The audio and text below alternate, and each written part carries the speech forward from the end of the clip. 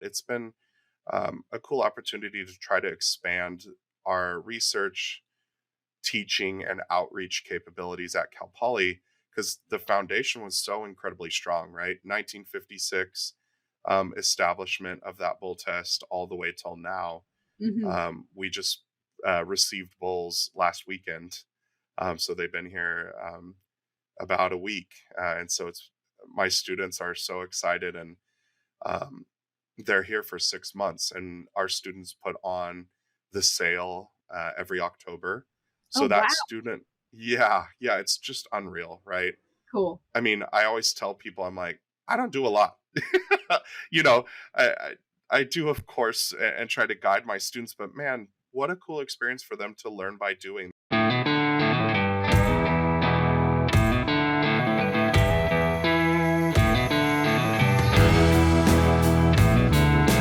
Welcome to the Beef Podcast. I'm one of your hosts, Brandy Buzzard, and it's my pleasure to bring you the trending issues and topics with the best and brightest minds of the beef industry.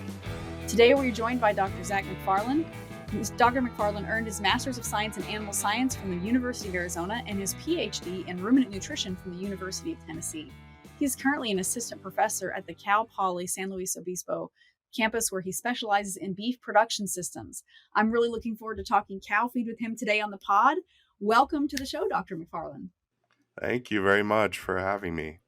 Appreciate being here. And just to start off with, you and I have chatted offline about a lot of things we have in common, like rodeo. But for those of us, for those in our listening audience who don't have the privilege of having those conversations with you, can you tell us a little bit about how you got involved in the beef industry, your career path so far? I know that there's a lot more below the surface than just the short bio that I just read. So Absolutely. I first of all, thank you very much for having me here, and um, it's a privilege to be here at Cal Poly and to teach students beef production, especially students that don't have that background. And I was fortunate to grow up in the industry. My dad was a ranch manager my whole life in Northern California, Southern Oregon.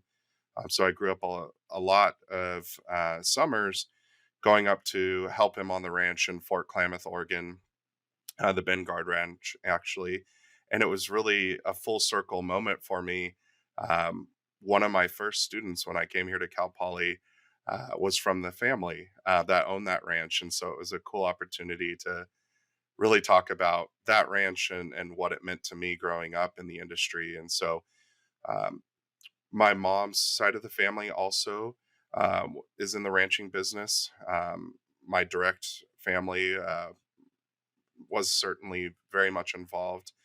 My dad raised performance horses, so very much involved in the rodeo industry as well. Growing up, I used to warm up pickup horses. My dad was a pickup man.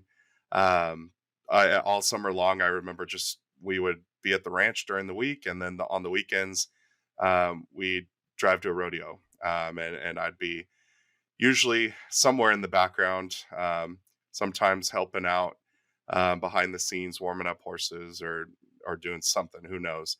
Uh, back then, um, but my mom was actually a trick rider for Cotton Rosser. cool. Oh Yeah. my gosh. Yep. And so I certainly did not get that genetic background to be able to be a part of that. But what was cool was having that background in both rodeo and in ranching um, has really set me up for success here at Cal Poly because it is, such a strong ranching community here, as well as a strong rodeo culture on campus, which has been a really fun experience. So hopefully that helps give at least somewhat of a background. I didn't even talk about my education. I guess I should a little bit. You have the microphone, so please go ahead. For one thing for me, I actually didn't get into Cal Poly. I applied to Cal Poly, however many years ago now, 15 years ago. We have a really strong, stellar animal science program. Average incoming GPA, average incoming GPA. I'll repeat that. Is like a 4.3, Oh, oh, 4.3 or something. okay. Yeah. So I did not get in here when I was a college student, and so I ended up going to the University of Arizona, and it was one of the best decisions I could have ever made. It really pushed me out of my comfort zone, um, and I got to see beef production and quite frankly, just life in a very different environment than what I was used to in Northern California growing up. I grew up in Gridley, California, in rice country. We a lot of orchards, a lot of cattle, a lot of rice farming. Um, and so to be able to kind of push myself out of my comfort zone and get to Arizona and really see a different type of cow, a different type of rangeland management style and ranching style in general. The branding pen, my first branding in Arizona, I was like, what are we doing? They heel and drag in Arizona, and I was like, wait, I want to rope both ends. What's happening here? Yeah. But it really did instill in me, finding ways to think about beef production. It's not a one size fits all approach. Hmm. Every environment is different. Even within the same state, the environment is incredibly different. And so that when I ended up going for my PhD at the University of Tennessee, that pushed me even farther. Yeah. And I was like, I grow up in a drought stricken environment, not only in California, but also, in Arizona, certainly. Tennessee and Arizona are very different, it seems like. Oh, so different. I mean, the cows alone look different, fatter than a butterball and slicker than a whistle is what one of the Tennessee farmers used to say to me. I'm like, that's what you want them to look like? All right. You know, that thing is a roly poly, compared to what we're used to Yeah. out west. So it was a really great opportunity to see how beef production can be so drastically different. Environmental conditions matter. And it was just a great, great opportunity. So, So if your mom is going to be like, if you're going to be a trick rider, is there a better person to be a trick rider for than Cotton Rosser? Like, oh my gosh, that's yeah. amazing. Yeah. Um, on the cow side in Tennessee, when you were starting to describe like what the cows look like out there, my daughter, there's a book that I read to both my daughters called The Tawny Scrawny Lion. And in that book, they talk about the tawny scrawny lion is fat as butter and sleek as satin. And that's I just fought myself to not read it in my like kids' voice to my kids. So I'm patting myself on like maintaining an adult tone. But anyway, when you Love were it. describing the cows, that is exactly what I thought because you were starting like you kind of got I close have to it. kids So too, so I get it. yeah. So from like California to Arizona, Tennessee, that's quite the journey. Absolutely. You know, I never thought I would be back in California, quite frankly. Truly, I was like, I'm never going back. It's not the same state that I grew up in, and this and that, and obviously, in terms of beef cattle production, you have to fight to ranch here. It's a constant battle, but our ranchers here are fight the good fight, and they're some of the most progressive and just really think outside the box because they have to stay Right. in Yeah. business, and I think that's pretty special. And I want to give voice to those ranchers and give a platform for them to showcase what they're doing, and that's something that I'm pretty passionate about is being really involved with California Cattlemen's Association, my local San Luis Obispo County Cattlemen's Association. They're just such incredible people that are determined and uh, they persevere through, as you can imagine, the laundry list of regulations Yeah. Yeah. here in the state. So, Well, that's great. Well, I'm sure that SLO is happy to have you there and to have brought your experience back. So that's great. While I was I hope preparing, so. well, I'm sure they are. You're there. Um, you've been there a while, so it's not like you've just moved into your office and you're a newbie or anything like that. True, While true. I was while I was preparing for this episode, like in addition to your, working on beef production systems and being a professor, like I saw that you were also the bull test advisor. Yeah, So for those in our audience who may not know what a bull test is, can you explain what that is and what your role is in it? of course. Yeah. So the Cal Poly Bull Test is actually the only student run bull test in the country, which is pretty special. Oh. and certainly unique. We're the only bull test in the state, certainly at a university. And so, for those that might not be aware, what a bull test actually represents is that it's a contemporary group testing facility. And so, the way I try to explain it to my students is, um, think about all those environmental conditions that we talk about. I just talked about a little bit Yeah. ago, but I definitely reiterate, excuse me, to my students that the drivers of phenotype. Phenotype is an expression of genetics and the environment. So those environmental conditions can have a profound influence on things like body weight, average daily gain, feed efficiency, you name it, right? Some of Yes, those phenotypic expressions that we really care about in the beef industry. Of course, if we're selling on a weaning weight basis, for mhm. example, environmental conditions can really influence that the ability to achieve that genetic potential. And so, the role of a bull test to me is to provide a service to the industry where we can bring bulls from all over the state of California. We've got some bulls from Idaho, Oregon. We've had bulls from Nevada, Oh, wow. Arizona in the past, of all different breeds, and we bring them to Cal Poly, and my students feed for them and care for them on a daily basis. And they're all consuming the same thing, the same feed ration. They're all living in the same environmental conditions. So we can focus on testing, as the name implies, Mhm. their genetic potential for growth and feed efficiency. So that's really our two metrics that we primarily focus on is average daily gain, as well as the feed to gain ratio. So that feed efficiency metric.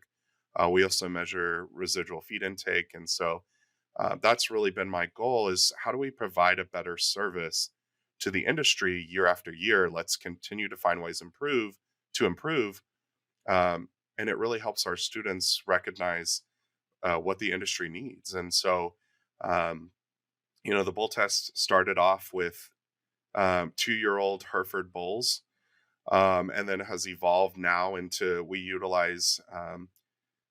we just got the new smart feed system from Lock Incorporated in South Oh, okay. Dakota.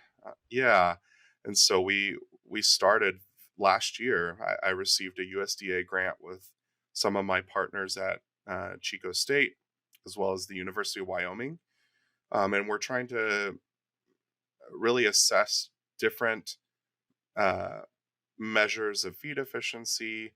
We're looking at feeding behavior. We're looking at um, molecular mechanisms of fertility, that I can expand upon later. But it's been a cool opportunity to try to expand our research, teaching, and outreach capabilities at Cal Poly, because the foundation was so incredibly strong, right? 1956 establishment of that bull test all the way till now.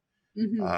We just received bulls last weekend, so they've been here about a week, and so it's my students are so excited, and um, they're here for 6 months, and our students put on the sale every October. Oh, So that wow. student, yeah, it's just unreal, right? Cool. I mean, I always tell people, I'm like, I don't do a lot. you know, I do, of course, and try to guide my students, but man, what a cool experience for them to learn by doing. That's our motto here Absolutely. at Cal Poly. And um, they do everything. They feed every day, twice a day. They do health checks twice a day. They help collect data. They call consigners if a bull is sick or injured. They follow up with an email. So trying to teach them that professionalism and communication, Yeah. as well as just like I had lecture last night. I'm like, why are we giving Draxon KP? What is Draxon KP? How Mhm. does it work? What is the mode of action? What is the dosage rate? Like, y'all should be able to answer those questions. If a consigner or a buyer comes up to you at the sale, hey, what does your vaccination protocol look like? Why do you give some of these drugs? How do you give them? Mhm. How is it administered? So long story short, it's a great model for our learn by doing motto here at Cal Poly, where our focus really is on undergraduate education.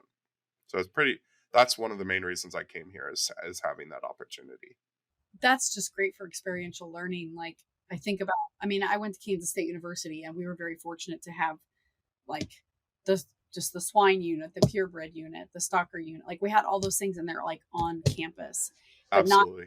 not every agricultural university or college has that availability or has those facilities. And so to hear that Cal Poly also has that, I mean, that's not a small. I mean, running a bull test is one thing. Planning a sale and like preparing and marketing and doing is another thing. Like at K State, there is an actual class that does that, like prepares the sale bulls and manages that. But to also have the bull test on top of it, I just think that's just great. I think Thank that's you. really valuable for experiential learning. So because I and my questions, you actually answered it already, so I won't ask it. But it was about like how research projects like fit into that. But again, you mentioned that, with the CLOC system and things, but yeah, it's just it seems like a triple threat, for lack of a better word, of opportunities and things like that. That's phenomenal. Thank you. Yeah, it's I the marketing side to me is so tough because I don't have those skills to use InDesign, for example. I can barely spell InDesign.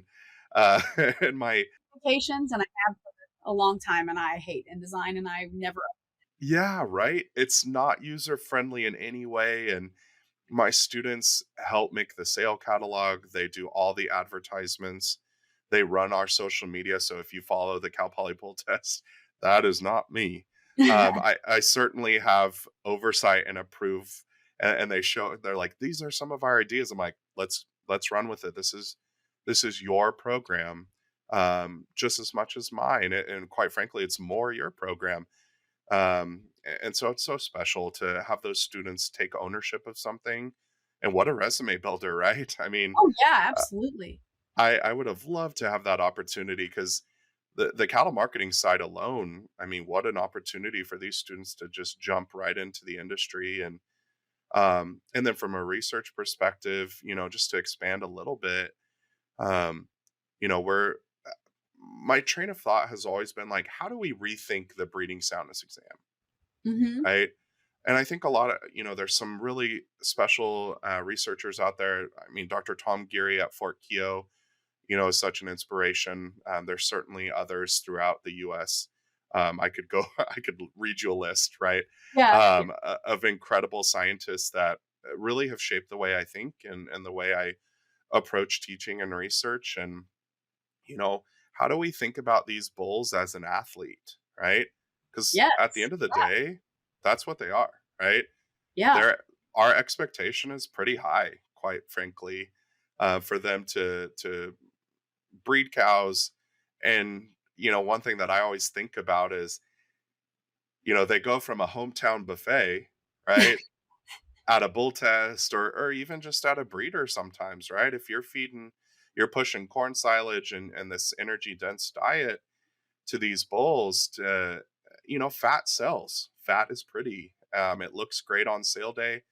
That's what our buyers want. That's what our consigners want. But when they get back home, they need to harden up and prepare for the breeding season. And so that's kind of been an area of research that I've been really interested in is um, a little bit more on the behavior side. So how are they acting at the feed bunk, right? Right. Yeah. Are Is a more dominant bull desirable? Because we can certainly see that dominance is valuable from a breeding perspective. But dominance is a double-edged sword, right? If Absolutely. Yeah. you're Yeah, right? Like I think about it from, a sociological standpoint and establishing that social hierarchy, at the feed bunk and in those breeding groups, those sire groups, those more dominant bulls are certainly likely going to breed cows, right? Yes. But maybe they're also fighting, and then that less dominant bull is going to go up and clean up um, eh, for those more dominant bulls, and he's passing on his genetics as opposed to that more dominant bull. And Hmm. some of our preliminary data that we've been focusing on for one of my graduate students is that that dominant behavior is not necessarily valuable from a feed efficiency perspective, because sometimes we have a bull parked there in front of the feed bunk, you know, and he's pushing all these other bulls out of the way, and he's eating for Hmm. the sake of competition, Ah, right? He's spending more total time.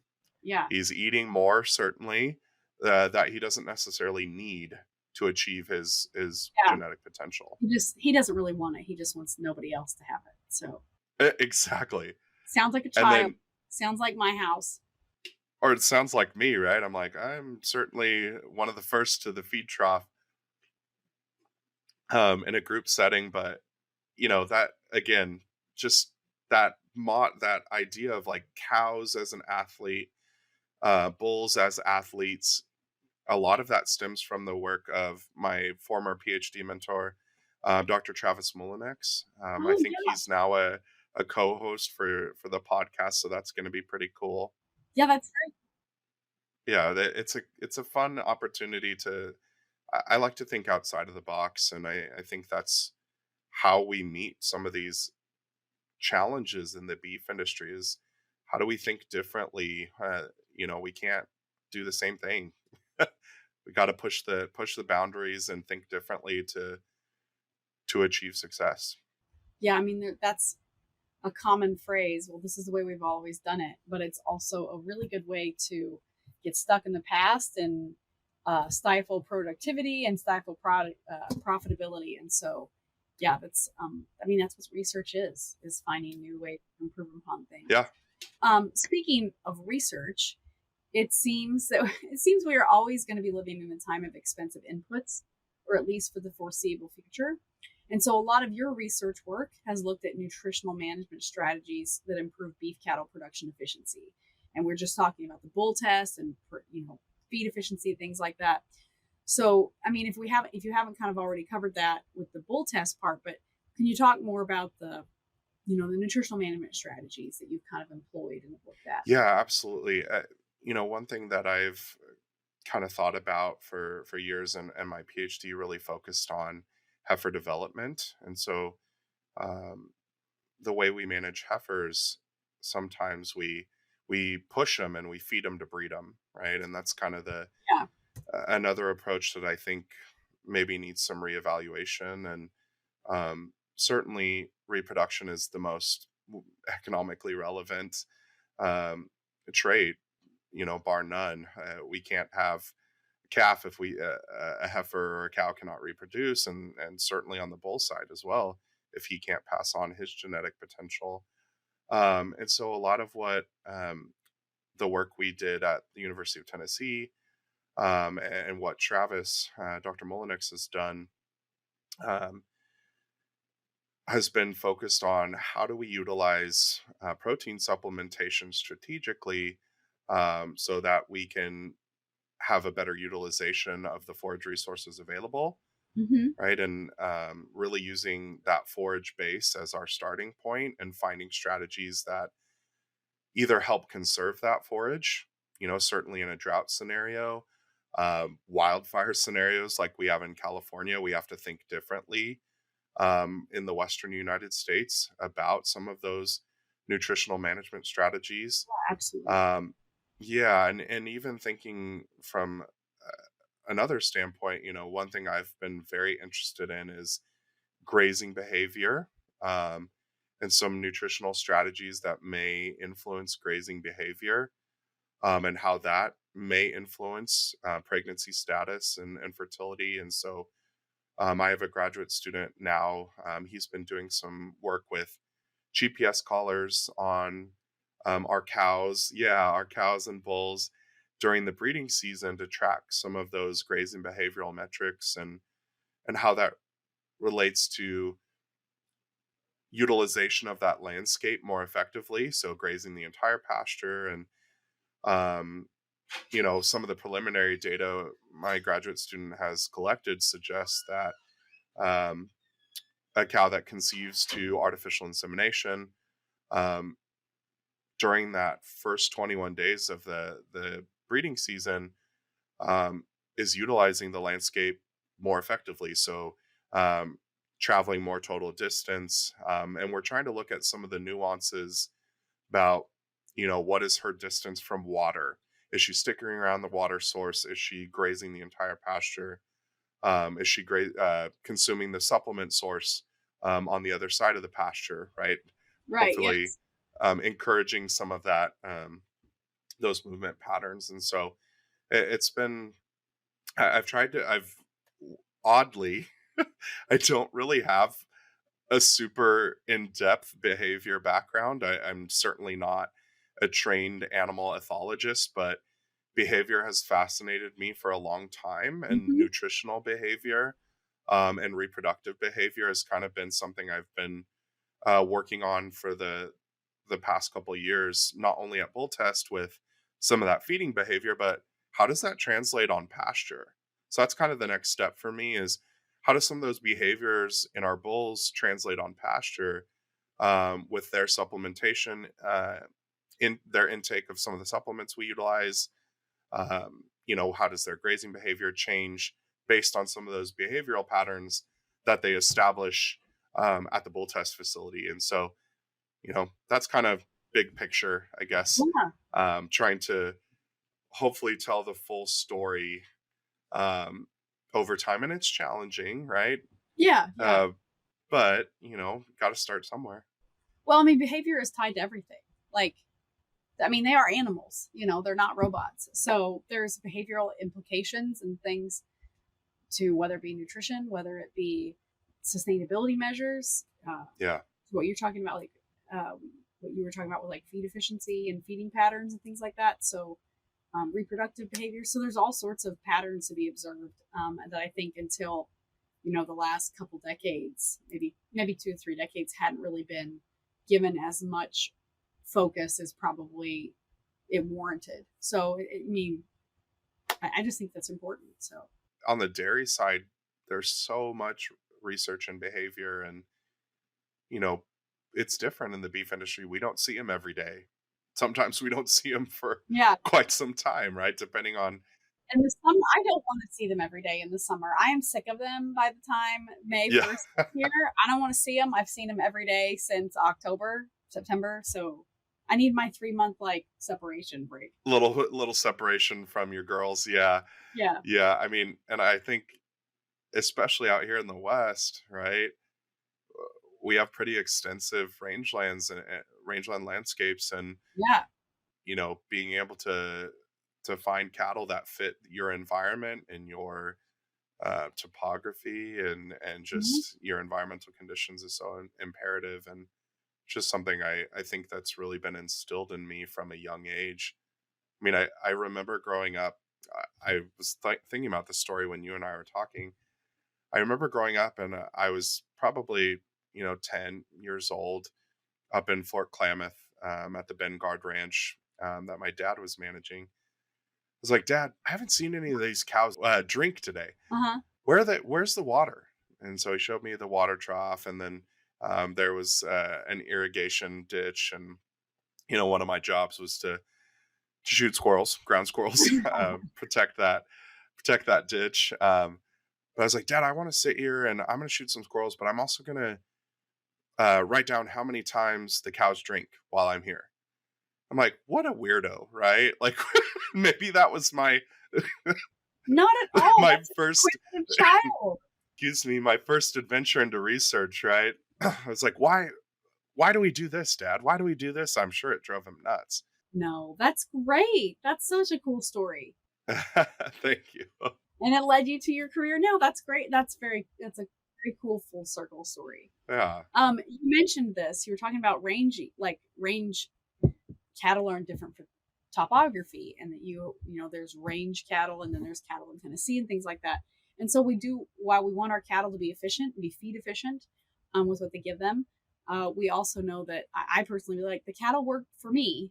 So I Right. need you to do your job of raising that calf, and please do not put all of the resources you're eating into your body. Put some of them into the calf. And so you have experience with feeding some of these range cull cows to to improve meat quality and profitability. And I just find that really interesting because that's not something that is given a lot of attention, but it is an important component. And so I just love to hear more about your experiences in that.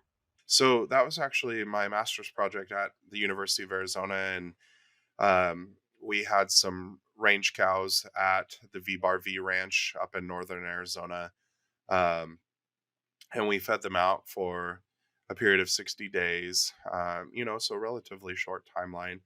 But there was quite a bit of research done in I think it was the 80s, maybe the 90s as well, doing some of that coal cow research and the initial research, and we were kind of looking at it from another angle as well. As you know, certainly we can feed those cows for a relatively short period of time and be able to um, find a different market for those coal cows. So the market gets flooded typically in the fall, when everybody's selling their coal cows after preg check. Hmm. And if we can take some of those non-pregnant, the open cows, and feed them for a period of time, whether they're um, sick or certainly in a lower body condition, it gives us an opportunity to get past those withdrawal times before harvest, and it also increases certainly their weight, their muscle size, Yeah. their ribeye area. So, as well as some of those quality characteristics like marbling, of course. And so we ended up harvesting our cows, and I was also looking at different aging techniques. So, could we find a way to actually increase the consumer um, preference for some of these steaks from a coal cow? Right? Nobody is going to buy cold cow steaks in a grocery store. Certainly not a high end steakhouse, but you know, people buy steaks at Denny's too. You know, and some of those lower end steakhouses and some more affordable options, perhaps, for steaks. And so I was interested in how we could find ways to um, change that consumer acceptability of the product with different aging techniques, whether dry aging or wet aging. Um, and then we did a, a taste panel. So we did a sensory Okay. evaluation. And certainly those cows that were fed instead of harvested immediately after preg check, and were cold, certainly had a greater um, profile in terms of sensory evaluation across the board. Yeah. And so it was really kind of an applied approach. It got me um, out into cooperative extension, working with some of our local producers in Arizona and talking to producers. I did a few talks in southern Arizona and then a few talks on um, the reservation up in northern Arizona, a couple of the Hmm. reservations actually, in northern Arizona, to try to showcase like this could be an opportunity to improve your profitability, because about 15 to 20% of a cow calf producer's income is from the sale of cull cows. Right. And so Yes. how can we find a way to allow you to achieve a different market as well as sell a heavier carcass and an improved carcass quality? You're never going to be in the prime choice or select category Absolutely. Yeah. for some of your older cows, but hey, maybe some of your younger cull cows um, could fit that market. Hmm. It was a cool opportunity to kind of get me into an applied research background in my master's and give me some experience talking to producers. Um, and that meat science background was actually really valuable, moving into my career now and teaching and talking about beef. I mean, that's so important. Hmm. First off, I don't know how many people or maybe like grasp or realize like the percentage of your ranch's income from the sale of coal cows, but just trying to capitalize on that. Like in the advocacy, I'm putting this in quotes, like the advocacy world, we say we use everything but the moo from cattle, and we do. But like, let's get as much as we can Absolutely. out of that. And so, I mean, putting those coal cows, yeah, you've got to have them in their 60 days. So that might be a little bit annoying. You've got to put that feed investment into them. But if you're going to get a higher return on that, a better product, like, why not do that? Like, we just talked earlier about it, that not doing the same thing just for the sake of doing the same thing, and like Yeah. thinking outside the box. And that is how we become, progress is made and we reach, higher profitability and things. So that's just really interesting. That's an exciting master's project. Thank you. Yeah, it was super applied, and it kind of opened the doors for me to. I was like, I really want to stay on the cow calf side, and I contacted Dr. Molinix, and he very graciously accepted me into his PhD program. And you know what, it was such a different experience with heifer development, but it just pushed me in it. Mhm. And I'm not doing a lot of heifer development work now. It made me think differently about bull development, right? How can we think differently about developing our bulls to set them up for success? Because we think so much about the female side in reproduction and just beef cattle research in general, and rightfully so, right? Rightfully so. Mhm. Um, but we can't forget the male as the primary source of new genetics in the beef herd. Our bulls are a huge investment for our producers. And, uh, I'm sure you've been watching these bull sale markets lately, like, holy moly, right? Yeah. Uh, that this investment in genetics has just been unbelievable to be a part of, and to watch across the country. And so I think people are really recognizing the value of the bull, and we can't forget, how do we set them up for success, not only before their breeding, but during and after the breeding season. Well, as a seed stock producer, I am happy to see the Yeah. trajectory now. But also, when people are Exactly. we're at, we're at record high calf prices, beef price, like Right. calf prices. We won't go into the price of beef, but calf prices right now. And, people have they've got some money that they have to spend probably here before the Right. year. So that is certainly helpful. But there's obviously downsides to that. Like we mentioned earlier, inputs are also going up. So it is, just from a personal standpoint, it is nice to see bull prices going up. And part of that is recognizing the value of genetics, and that how much is a $2,500 bull, like what value is that really injecting into your herd, besides just like Absolutely. the base level of, I need a bull to have calves, but the value that can be realized between a $2,500 bull and a $5,000 bull, like Yeah.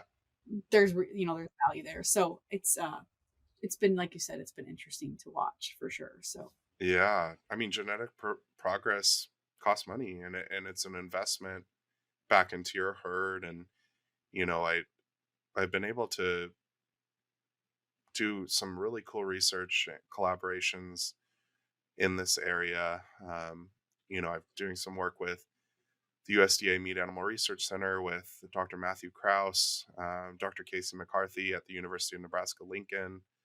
Um, going to be doing some work with Dr. Molinix now that he's at Oregon State. There's so many great people out there doing really cool research that's super applied. And so I want to give a shout out to our cooperative extension folks doing such great work to showcase some of the research.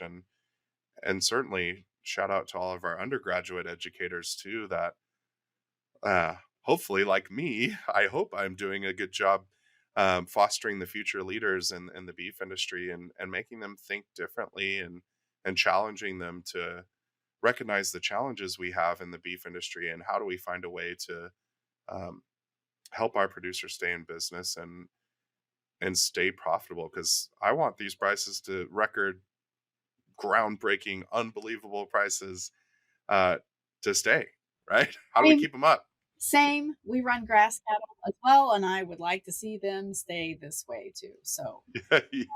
I'm sure you're doing a wonderful job preparing them to think outside the box. I certainly want to see that as well, to see that progress be made. So I don't want to be I don't want to be the person saying, well, this is the way we've always done it. Like, if I ever do that, I hope that my daughters are like, no, listen to yourself. We're not Yeah. not what we're doing. So Look at yourself in the mirror. Remind yourself. That's right. I hope I get a finger wag of like, hey, we're not going to do that. So, well, speaking of cooperation, you were sharing with me earlier before we got on this podcast that there is an exciting new collaborative project that you were working on with lots of different academic departments there at Cal Poly. It was a term that I was not familiar with. And so I'm just going to let you tell us about it because, I mean, it's your project. So let's hear it.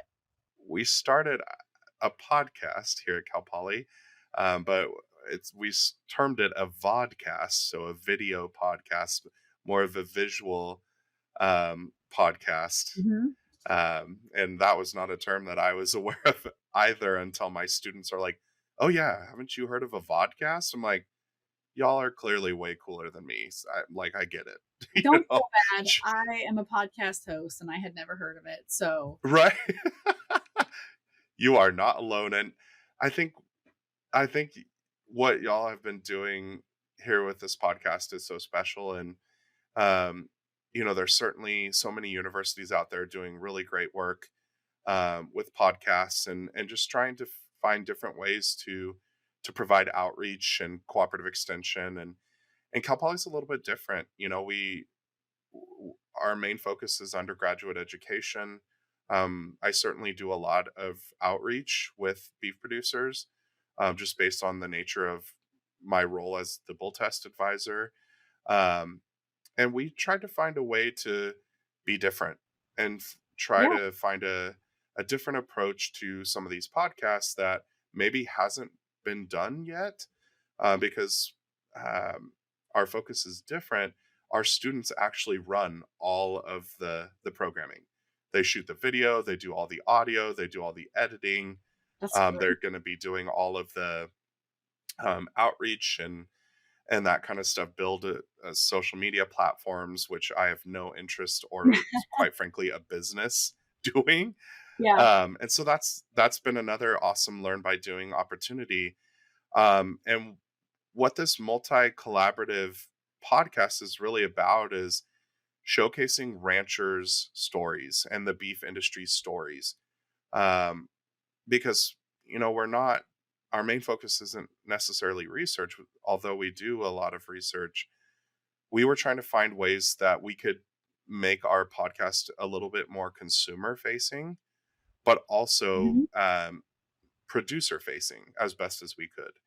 And so the podcast has not launched yet. We've shot about, I think, our 10 episodes is going to be our end product before we launch, and the students are working on editing and everything now. But the format was kind of a ranch roundtable.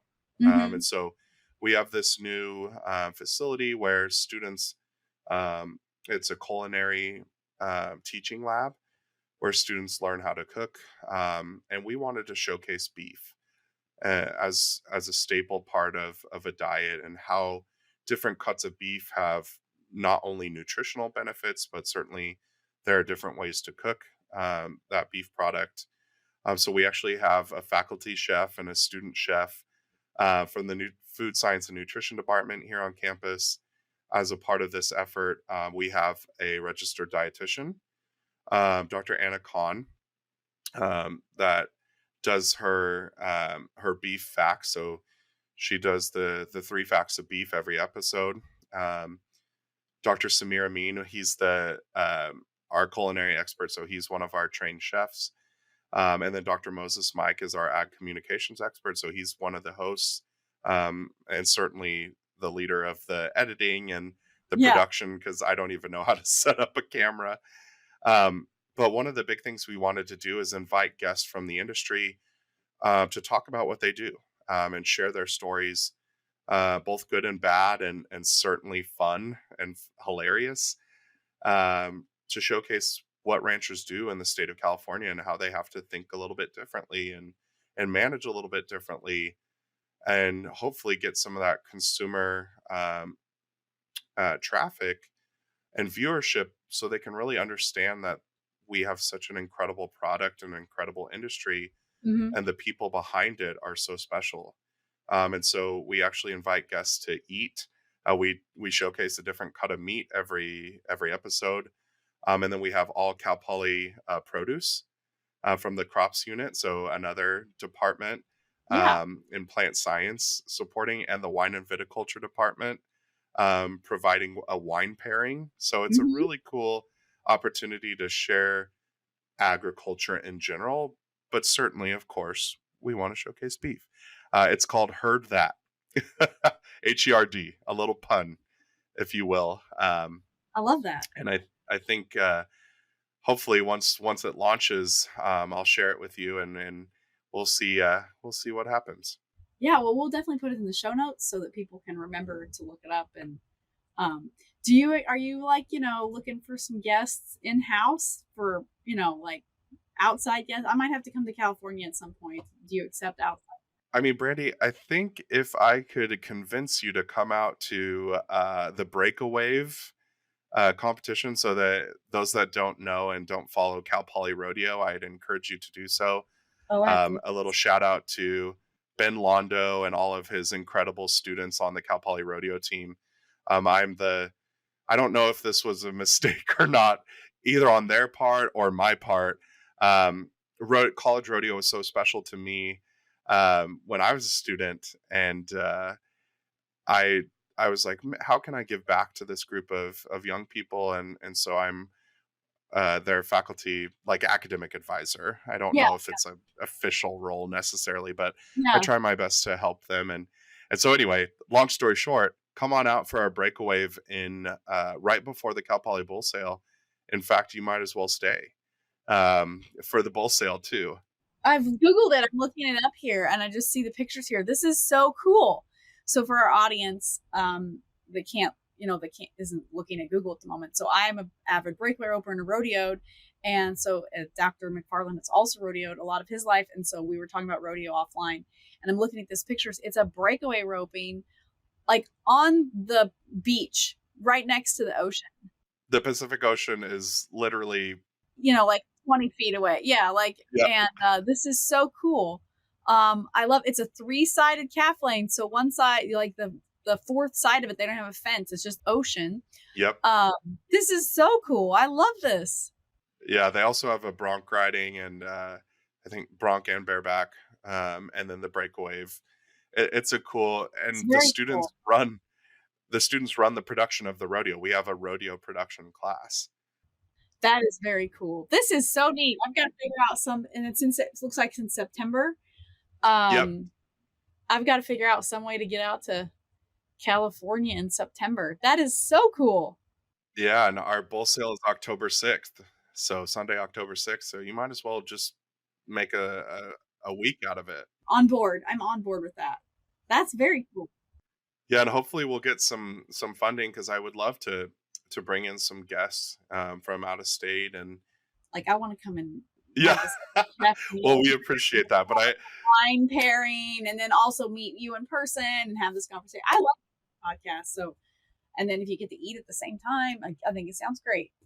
heck yeah. Well, why don't we just plan on it, and we'll stay connected, and we'll have you the week before the breakaway, and we might even be able to pull off you and some other guests too. It could be a cool little round table of people in the beef industry, and certainly in that beef advocacy role. I just want to commend you on what you're doing, and it's really cool to see that communication aspect. As a scientist, and you know, I think we were talking about this earlier. I was like, I need to be a better communicator. Certainly, a better science communicator, and I try to be. I work really hard at it, and I think it's so vitally important to share stories, because Hmm. one of the first episodes we had, Courtney Dehoff. Um, Yes. yeah, so she was one of our guests, and then Kaya Twisselman. Uh-huh. Um, Both of them have their Backroad Cowgirls. They're trying to launch their series, and I wish them all the success. They're pretty incredible, and they're major beef advocates. And we're like, that would be really cool to have um, two really special advocates for the beef industry as one of our launching episodes. And one of the topic discussions was like, all right, Dr. McFarlane, we know you're a scientist, like, but people connect with stories and anecdotal evidence, Hmm. you know, and that's really pushed me and shaped me as a researcher. I'm like, I'm never going to be one of those researchers that does surveys, and I'm never going to be one of those, and then lo and behold, one of the first research projects I did here, I did a survey about bull selection and management once those bulls are purchased.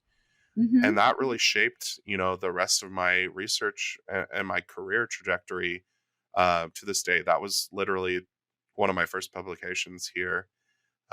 Was a survey of bull buyers throughout the state of California. Uh-huh. And so again, kind of super big out loophole here, but it really pushed me to think differently about outreach and communication and Hmm. showcasing and understanding people just as much as cattle. And I love this platform that y'all have developed with the podcast and what you do in your career, and what several people do in that advocacy role. We need you, and we're so thankful for you in the beef industry. I just want to shout that from the rooftops. That's very nice of you to say that. It's nice to have something like that in between the comments of being called a shill or an idiot. So, Yeah. thank you. I You're welcome. very much. I get shill and idiot a lot. So it's nice to hear something kind. But thank you. I appreciate that. You're welcome, and well deserved. Well, and I agree. Like to a wonderful guest to have on some of the inaugural episodes are having Kaya and Courtney on there. That's great. This is awesome. Yeah. So It's time for our famous three. we have. I mean, I could talk to you for hours longer, but for the sake of wanting people to listen, I feel the same yeah, way. not recording 2 hour long podcasts for our audience, we're going to have to wrap it up. But so we asked the same three wrap up questions of every guest. And I gave you a heads up on this, audience. I never just spring this on our guests. So the first question is, what is your favorite beef or cattle related book or resource? It can be a website or a book. I've had one guest who said that his wife was his favorite beef related resource because he managed like the data and the marketing and things of their business, and she managed Yeah. like the cattle genetics and things. So, with that being said, what is your favorite beef or cattle related resource? I love this question because, you know, my mind goes directly to ranchers, right? Boots on the ground every single day, whether it's my family in the ranching business, my friends um in the business, or just ranchers in general across the board, no matter where they're located. I love utilizing them as a resource to help me think differently, help teach me teach me how to be a better teacher, and give students that real world application is so important to me. Because uh, that's what is needed, and what I found over time is that ranchers trust other ranchers, and Mm-hmm. there's so much value to that. And I think that utilizing ranchers to help develop your research program, your teaching program, advocacy, no matter where you fit in the beef industry, there's a place for you.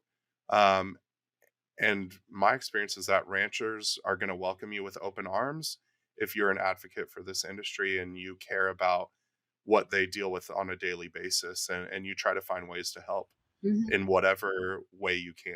And I think that, to me, that's my favorite resource. Yeah, you're the first person to ever say that ranchers are your favorite resource. So I love that. Yeah. Okay, the next one is, what is a book not related to the beef industry that you are currently reading, or if you're not reading one right now, like what's one of your favorite books? I mean, I'm a nerd, so I certainly read a lot of books for to like kind of help me settle down after a long day. Um, and I'm kind of a history person, so I love Mhm. anything historical, whether that be biographies or historical fiction. Um, you know, I love anything um, Louis L'Amour. Um, Ooh. I grew up, my mom is an avid Zane Grey reader, Louis L'Amour. Uh-huh. I've actually been kind of revisiting some of those, and um, a lot of Native American history. Um, and I have that background. My on my mom's side, my great grandfather was a native rancher. Oh, Here in okay, California, great. Very cool. Yeah. yeah. So I've been kind of diving into some of that literature, Mhm. um, and trying to learn. Yeah, constantly learning. So I don't have like a specific book, uh, but I love James Rollins as an author. Okay. Amy and David Thoreau. Um, they they have a series about the Navajo reservation. That's and a lot of the bringing a lot of culture and history into it, and I love that side. Very cool. That is again, I love hearing people's answers to this because it's very rarely do I get similar answers. I did when I interviewed like 3 different individuals from Florida, like not at the same time. They were all different days, but they all said the same favorite beef book or cattle book, so that was funny for me. Oh, But funny. I've never had anybody say the same like favorite book or not beef book. So I enjoy hearing those. Yeah, very individual. Yeah, yeah. All right, so this last kind of wrap up question is when you think of someone that you look up to or admire, what is a trait they have that has enabled them to be successful? I think you and I have said it a couple times, like thinking outside the box, being different. That's something I really look up to is not only ranchers that I've worked with, family members, friends, mentors. They all have something different in their experience or their background that helps shape the way that they think. And so I always gravitate towards people that are willing to think outside the box and push the boundaries a little bit to really challenge the norm. And I think it takes a lot of courage. It takes a lot um, of forethought and introspection, and so that really has been something that shaped my approach to my career and certainly my life. I think is how do I find ways to think differently and be the best individual that I can be. Mhm. So that's I hope that answers that. But I like hearing, I mean, I agree on thinking outside the box and thinking about how to make progress and things like that. We're on the same page with that one. So, yeah, I love it. well, that is all the time we have today. Thank you so much, Dr. McFarlane, for joining us here on the Beef Podcast. If people would like to find out more information about you or your research, where can they do that? I'm going to put the name of the podcast, Heard That, in the show notes. So at some point people can Yeah, pick that up. But if there's other places, whether it be a Facebook page for your department or something like that, this is your opportunity to share that. I'm terrible at that kind of stuff. I'll be totally frank. But I do have a research gate. And so if you want to see some of my research, that's showcased on ResearchGate. Uh, the Cal Poly Bull Test Facebook page. I would definitely encourage you to take a look at that because it's all student run, and it's fun to see them showcase like what they are doing, and they also showcase some of the work that I do, which is cool and flattering. um, but that's hopefully kind of two resources that can be helpful. The animal science website certainly has some of the work I've done, but I need to be better about updating. Like my LinkedIn is horrific. Um, Even my own social media page is horrific. My beautiful wife um, shares all of my son Wesley's adventures and our adventures on social media, so I don't have to do it. That sounds like my husband too. Like I don't need to be on Facebook. You're on it. So um Exactly. that's fine. So I put Heard That, the vodcast, which is like, I love that term so much. I'm going to figure out a way to say that. I also have a friend who has another podcast, but she calls it the Cast Pod to Oh, like nice. hopefully algorithm. I don't know. I have to ask her about it. But I put that on there. I've got the Research Gate for your work. And then the cow, I also in our show notes I put the Cow Poly Bull Test Facebook page that our listeners can go and click on and visit that. And I followed it as well. So Love it. Well, and I think the students have an Instagram and a TikTok as well. And I'm not sure how I feel about the TikTok, but I they was are like, really doing it. oh man, they just started it. And I was like, listen, before y'all get crazy and do all these ridiculous trends, remember who you're representing. And so, so anyway, they're so excited to showcase what they're doing with the bulls this summer, and got to give them a little bit of rain, but I also got to rein them in. I am not on TikTok. I use it to lurk, not to create. And so, Same. anyway, so I'm not Same. going to put that in there. Thank you again for joining us. I've really enjoyed getting to know you more and talking with you about all the different things between rodeo and cattle and books Yeah. and things like that. So Likewise. yeah, it's been really good. I hope to be out in California sometime and meet you in person. For our audience, thank you very much for joining us, and we hope that you will join us next week on the Beef Podcast.